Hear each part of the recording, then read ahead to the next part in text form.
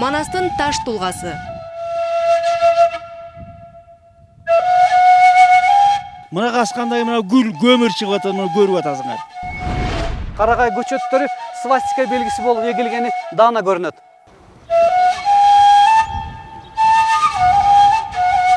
Теңир тоодогу свастиканын сыры.